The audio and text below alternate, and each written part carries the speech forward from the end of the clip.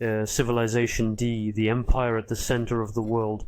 That's where the title of this program comes from, because that's what Erdogan's Turkey is all about. So this idea of the center of the world, or the heart of the world, I've taken from a very interesting book by Peter Frankopan, which isn't about Turkey, by the way, but more broadly about this great region stretching from Anatolia to the Himalayas, and which calls it the heart of the world, since the title of the book is The History of the Silk Roads, the history of the heart of the world. Because that's where a large part of the world's history was made. I like to use this expression in a different sense, and I'm sure you'll understand what it means. Let me remind you, of course, that these four civilizations, A, B, C, and D, summarized on the presentation page of my website, historyenemy.net, represent categories of civilizations that interact with each other. Civilizations that always interact with each other in the same way and follow the same internal trajectories. Very quickly, let me remind you that Type B civilizations, which we saw last time in part, i.e. Rome and the United States. Type A civilizations, C civilizations, Greece or Europe.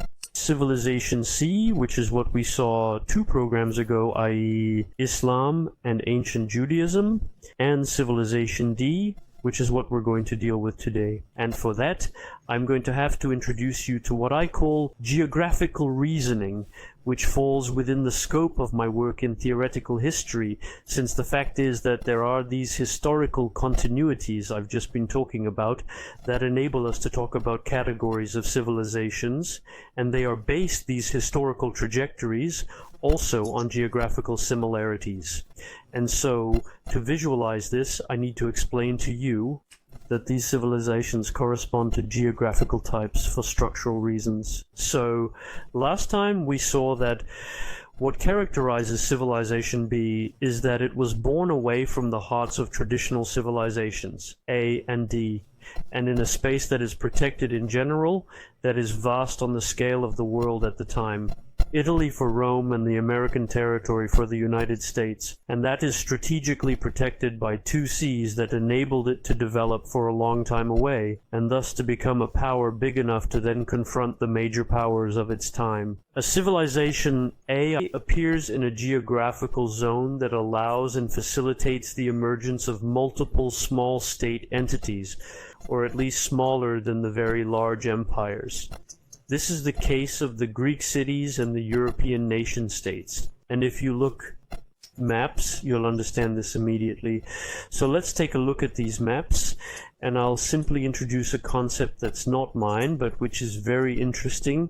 It comes from a Swiss physicist who wrote a book on historical analysis, historical theory, which is extremely interesting and, in my opinion, underused.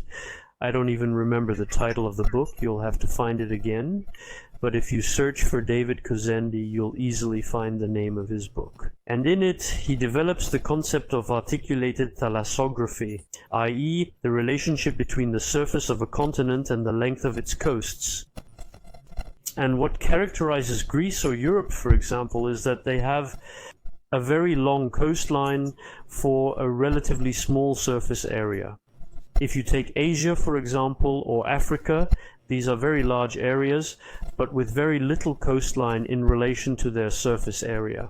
In other words, it's less fragmented, less jagged.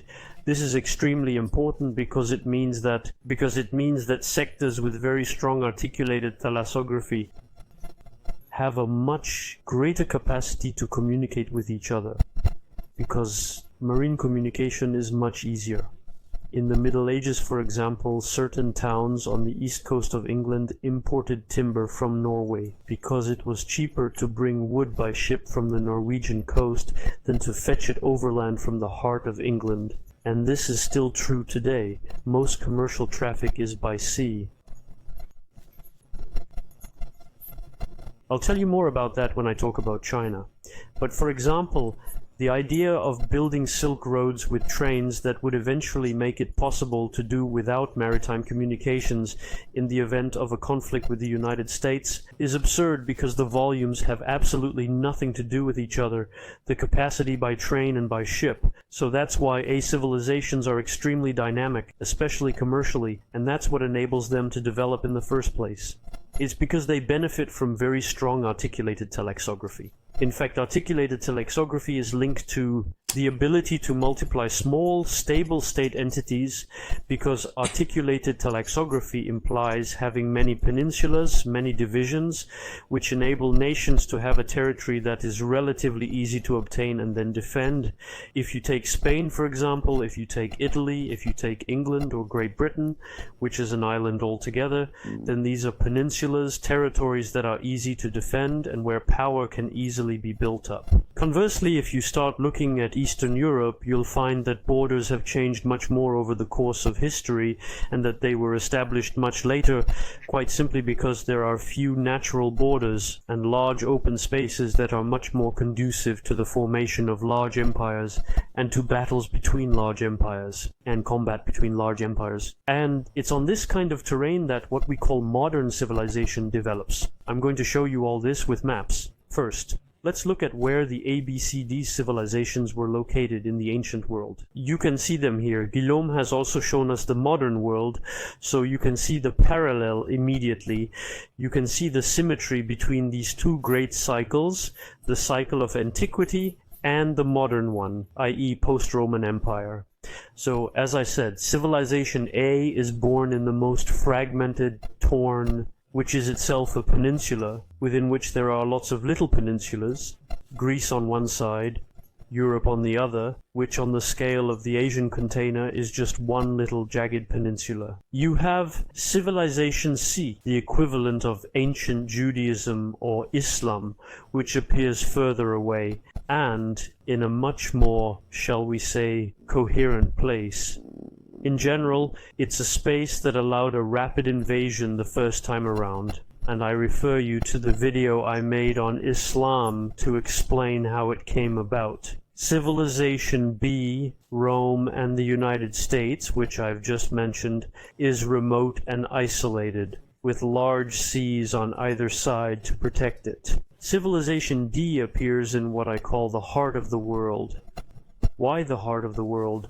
Well, because it's the vastest space with the least articulated thalassography, and is therefore at the heart of the dominant terrestrial element, which systematically borders the heart of civilization, since the heart of civilization, once again, appears near the sea, precisely because that's where we can communicate. The great hearts of sustainable civilization are not to be found inland. Before I come back and continue with D, you'll notice that I've added a fifth element, which is something I'm still working on, called Civilization E. I'm working on it with my colleagues at the university.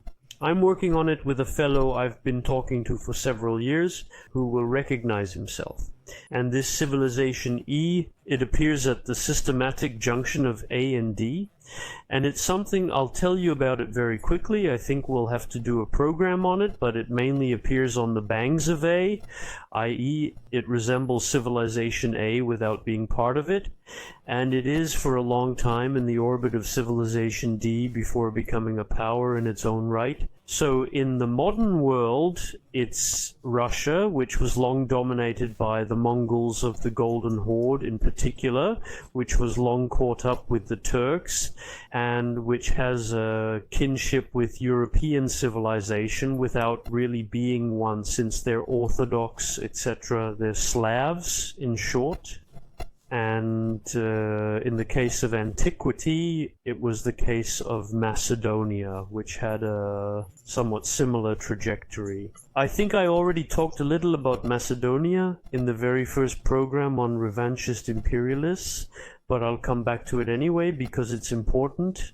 So I'll continue with the D-civilization. You'll see that the parallel between modern and ancient is even more apparent if you display a Mackinder-type map.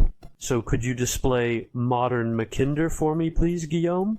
So you see the Mackinder map, and I'll explain later what Mackinder's theory is. It's another way of seeing the world, in fact. It's the idea that you have the big mass of land. It's basically that the land is divided into thirds, 2/3 for Africa and Eurasia, 1/3 for the rest, which would only be geographically a periphery, i.e. Australia, the whole of Indonesia, Oceania, and the Americas. This further reinforces the idea that the decivilization is at the heart of the world, since it is at the junction of this space, and has always been there since the decivilization of antiquity, like the modern decivilization, is located there. Because modern decivilization, as we shall see, is essentially the Turkish empires. So you can see even more clearly the parallel and symmetry between the two maps.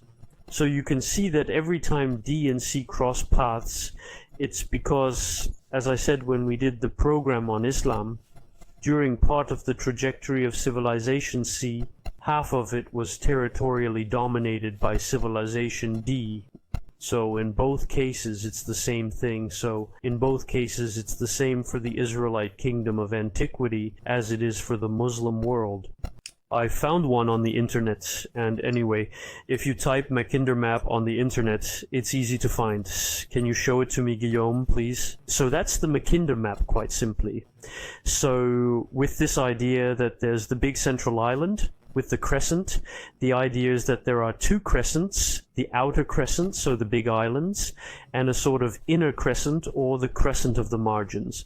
Because Mackinder's idea was that there was a heartland, which is what's in the Middle Sea, which basically corresponds to Russia, Eastern Europe, etc., and then everything on the margins, which is the heartland. And then everything outside that was the marginal crescent. So the idea of Mackinder, who was a British geographer, was that to hold the world, you had to hold the heartland, and that this was what enabled you to dominate the world, and so the idea was to carry a certain British policy. It was the era of the triumphant British Empire. What did you have to do to keep control of the world? Above all, it was to prevent Russia, in particular, from taking control of Eastern Europe, but the theory also applied to Germany, which wanted to seize control of this area. And in his book, Mackinder referred in particular to the Mongol Empire, which for him was the great reference for those taking control of the heart of the world. But in reality, the heartland theory is false, because if you look at all the times Russia has controlled the whole of this heartland, in the days of the Russian Empire and then in the days of the Soviet Empire, it has never succeeded in making itself master of the world. It may have been a pebble in the shoe of what we might call the thalassocracy. The thalassocracy being that which controls the seas, and the superpower of its main era is still the thalassocracy. It was the British Empire, then the United States of America, but it was never Russia, because once again the advantage for trade in particular lies with whoever controls the trade routes, i.e. the sea. And it was another geopolitanist by the name of Nicholas Spikeman, who died in the war years, and who is one of the fathers of geopolitics in the United States, who took up Mackinder's idea and developed it more intelligently, saying that no, the important thing was not the size of the country, but the size of the country. The important thing wasn't the heartland, it was the rimland, i.e. what corresponds to the marginal crescent on this map, i.e. The edge, the shores of the world island, which must be held by the thalassocracy to rule the world. And if you look at the geopolitics of the United States, that's what it's been all about since the Second World War, and in the end that was also the policy of the British Empire, in spite of everything, to be able to hold that rimland, and that's what makes the master of the world. It's holding on to this whole margin where most economic activity takes place, whereas in the heartland, in fact, there isn't much at all. Even today, there's not much in the heartland. We have a question from von Ramowitz about Civilization D, who tells us that in ancient times, Civilization D should have been at the heart of the Mediterranean, not in the middle of it. Of the Mediterranean, right? No. In the heart of the world doesn't mean in the middle. That's what I'm trying to explain here. It's a geographical notion, i.e. at the heart of the island world, i.e. at the heart of the great continental terrestrial space. And what we see in antiquity here, show me the two maps again, modern and ancient. You can remove Mackinac now since we've seen it. As you can see, most of history, or at least what we consider to be the history of the ancient or modern world, revolves around either the Mediterranean on the one hand, the great maritime space, and in the second case, around the Atlantic. This is the real pivot of the world, where everything happens. And precisely what characterizes the civilization that was born, as we'll come to later, is that often in the second stage, in the second half, it finds itself marginalized because it's outside the centers of exchange. At first it's powerful because there's little maritime trade, but as soon as it develops, it finds itself a little marginalized. And so this is what's important to understand. At the heart of the world, at the center of the world, it's because, quite simply, civilization and its cycles of civilization systematically take place on the margins of the world, on the edges of the world, quite simply. And the edges of the world are always around an ocean like this. But I don't know if it's clear. Does the explanation seem clear? The idea is that it's not in the middle. I'll come back to that if it causes any difficulties. So we're done with the Mackinder card. So what actually characterizes a D-civilization? It's an empire on the edge of the general civilization in continental space, dominating continental space, which is a completely different civilization from the others, in particular from A, and which therefore rules over this heart of the world. It has been a civilizational enemy of A for a very long time, as you know. The Persian Empire was the Greeks' hereditary enemy for a very long time. As I've already said, it was also C's invader, with whom, as you know, there's a special bond. So it's not the same in both cases. Yes, it doesn't have the same power. In the context of the modern trajectory, civilization D, i.e. the Turkish empires, the Jochi and then the Ottoman, will come to that, are Muslims. So they're outright converts to C, to the point of appearing integrated. In ancient times, the Persians did not convert to Judaism. But it should be noted that the Jews had a relatively favorable position in the Persian Empire from the time of Cyrus, who freed those who had been deported, and who granted them a whole host of freedoms which they have always enjoyed, and which they have enjoyed far more than in the Roman Empire or the Greek world. And when I told you about the Kairos War, Kitos's war, that great war waged by the Jews of antiquity against the Roman world, which had risen up all over the Roman world against Roman power. It had started because Trajan had invaded the Parthian Empire, which we'll talk about later, which at the time was Civilization C, and there were many Jews in the Parthian Empire, so it was in solidarity with the Jews of the Parthian Empire, i.e. of D, that the Jews of the Roman world rose up. So this privileged link existed, not exactly on the same world, but it existed to the point of provoking explosions like this. In the same way that today, when we criticize Erdogan's Turkey, we often find ourselves at odds with a certain number of Muslims. Secondly, after having been the hereditary enemy of A, it also became the hereditary enemy of B.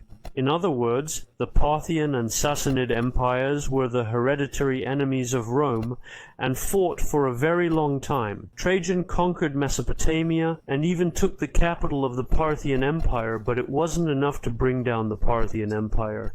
So what characterizes this heart of the world is that it's inaccessible to the thalassocracy. That's the thing, i.e. the thalassocracy can't penetrate there. So you don't have to throw it all out there, or I'll tell you when it's time to send it. It's good enough for people to see what the Parthian Empire was like, but we'll see about that later. So let me remind you of what was in my book. It was in this book that I began to deal with the civilization of D, the course of which I summarized in 10 or so stages as follows. So first, that in this space, at the heart of the world, a nation begins to develop on the bangs of a larger neighboring power, and I'm a little cold tonight. I think you can hear it. So, for antiquity, can you show me the two maps? No. Civilization of D underneath. Right, thanks. So at the top you have the ancient cycle, at the bottom the modern cycle. In ancient times, the city of Ashur developed on the border between Metanea and Babylon, which later became the Assyrian Empire, as we'll see. And in the medieval period, it was the Seljuqid Turks who arrived from the eastern steppe in what is known as Khorasan, i.e. eastern Iran. And in the Ghaznavid Empire, which was the remnant of the decomposed Abbasid Empire, opened up Persia. And so they began to strengthen there. In the second stage, this nation seized part of the territories of the empire to which it had previously belonged, and entered into a dynamic of expansion. In the case of Ashur, it seized half the territories of what was called Metanea, which was in fact modern-day Syria, if you like, and confronted the Hittites, who were in Anatolia, and the Babylonians who were in Mesopotamia. And so they created this Assyrian empire that you see in the top map in dark purple. The Seljuqid Turks conquered all of Khorasan and the western part of the Ghaznavid Empire, i.e. Persia. Third stage, this nation erects an empire that integrates part of the lands of Civilization C while sparing its historic center. In this case, the Assyrian Empire dominated the Kingdom of Israel, the northern Jewish kingdom, while the Kingdom of Judah, the southern kingdom, remained independent. As for the Seljuk Empire, it seized half of the Arab or Muslim lands, which was in fact the former Abbasid Empire, i.e. covering Iraq, the Middle East, etc. But Mecca remained in the possession of the Fatimid Arabs, another dynasty. Fourthly, if you like, this is the maximum expansion of both nations. Expansion of the two nations. The nation then enters a phase of decline and decomposes, leaving a politically fragmented space. The Assyrian Empire fell to two kingdoms, the Babylonians and the Medes, and the Seljuk Empire fell to the Chads of Khwarezm in the east, and then to the Egyptian dynasties, including Saladin in this role. As a result of this decomposition, the empire almost totally disappeared, and at that point you had a population on the banks of the empire that had just collapsed, which began to rise in power and reconstitute the empire that had collapsed. So it was the rise to power of the Persians, whom the Greeks also called the Medes, on the banks of the empire. So it was the Achaemenids who were former tributaries of the Assyrians, i.e. they had been paying taxes to the Assyrians until then, and now they were the masters. In Anatolia, Turkish tribes who had arrived with the Seljukids began to rise to power, in particular the Osman tribe, which gave its name to the Ottoman Empire. This new population, in its sixth stage, founded an empire that took on many of the elements of the old empire and seized all the lands of the old empire, including the historic center of daring civilization. So it was at this point, if you like, that the Achaemenid Empire covered all the former Assyrian territory and extended to the Jewish lands, Israel, Judah, and even beyond, into Egypt and as far as Cyrenaica. For the Ottoman Empire, it covers the entire western part of the Seljuk Empire, as you can see on the maps below, and conquered virtually all the former Arab lands, including Abek. The empire's progression threatens Civilization A and absorbs part of its territories. So here we have the progression of the Achaemenid Empire to the west, which had threatened Greece, arrived, as I mentioned earlier, in Macedonia. It subdued all the cities of Asia Minor, i.e. the coast of Anatolia in Marege. Then you have the progression of the Ottoman Empire in modern times, which threatened Europe, conquered the Balkans, and advanced as far as Austria. Anbian was besieged twice, was the object of two major sieges. The first in XV7, if I'm not mistaken, I can't remember if it's XV7 or XV7, and the second in 73, which gave rise to a very famous battle, notably between the Hussars and Jean Sowiecki. From these defeats against A, that's stage 8, the progression stops. You have defeats on land and sea. The defeats of the Achaemenid Empire in antiquity were the battles of Salamis and Plataea, sea battles and land battles which signaled the end of the westward advance. And the defeats of the Ottoman Empire were those of Vienna and Lepanto. In XV, I have to blow my nose, I have no choice. So that was the end of the Ottoman Empire's advance to the west, the beginning of its stagnation.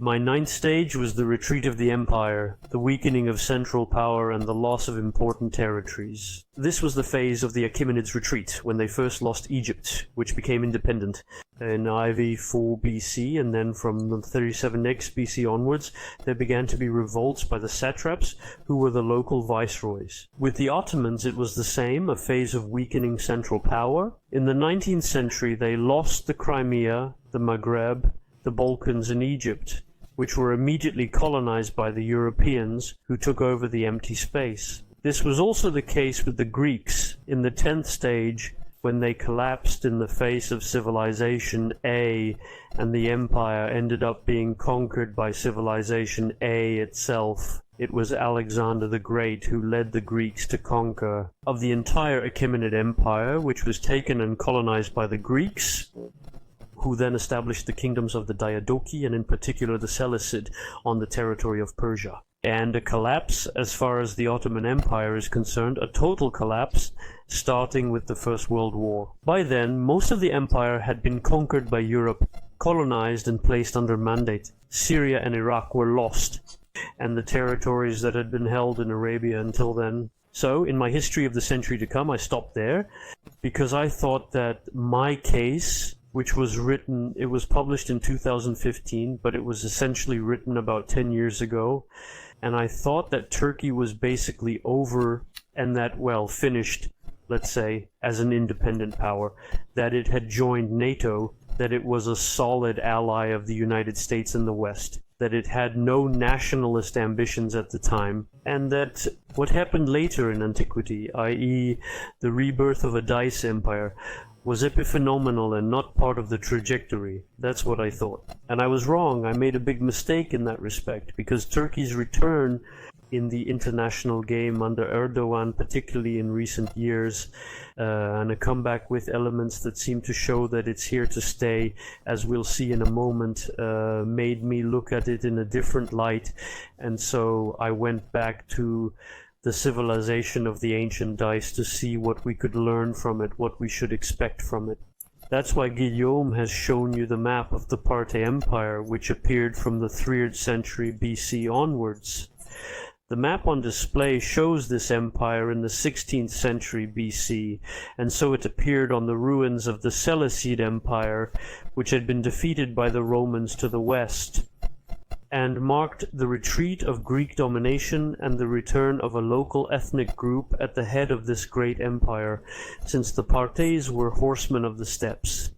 So it's an empire that's more decentralized because it was a somewhat feudal empire with a host of kingdoms that were semi-autonomous within it. So it was a little more like a confederation united by force than a centralized empire on the Roman model, since you had Armenia, for example, which was a vassal kingdom. So to integrate this into our diagram, I've made a map in which we integrate the Parthes Empire into the antiquity cycle. If Guillaume would like to show it to us. Thank you. It's exactly the same thing I've integrated into the other map, to make it a little easier to grasp this reality geographically. So if we think it should be part of the trajectory that we should integrate it, I think we need to integrate it in this way, by creating a stage 11, which would consist of the re-emergence of world civilization in a new form, one that is alien to the West, i.e. to A and B, and hostile to the empire of that moment, which is B. So it's the emergence of the Parthes County Empire of the 3rd century BC, and I think the emergence of what is in the making, which would be at the very beginning, in fact, of what might be called the Erdoganian Ottoman Empire. So if we make a little projection, with what I call geographical reasoning, we can try to make a little projection. Can you show us this map, Guillaume? Here we are. So quite simply, it's a matter of trying to think, to look at the ancient world, the ancient model, how this imperial restoration took shape territorially, to see roughly what it would look like in modern times. So what do we see? We see that, can you show me the two civilizations from D again? That's it, we're seeing it in parallel. So we see that for the most part, the first space is conquered, and there's a little bit missing in the west. This was the case for the Assyrian Empire, so the Parthian Empire didn't reach as far as the Mediterranean coast. And so we can assume that everything that is effectively the coast on the Red Sea and Palestine would not be dominated by this new Ottoman Empire.